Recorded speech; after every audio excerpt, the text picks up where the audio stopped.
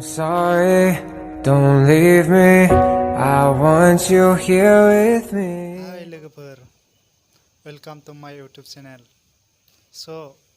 जायफोरा आंनि भिडिअखौ नायबोगासिनोमोन बिसोरनि थाखाय आंनिफ्राय थैंक यू बुंनाय थाबाय। आरो जायफोरा आंनि चेनेलाव गोदानै फैदों साबस्क्राइब खालामनानै लाबानो जाबाय, अब्लासो आंनि भिडिअखौ गोदान आपल'ड खालामोबा नोंथांमोना फार्स्ट नुगोन। आंनि भिडिअखौ नायबानो जाबाय।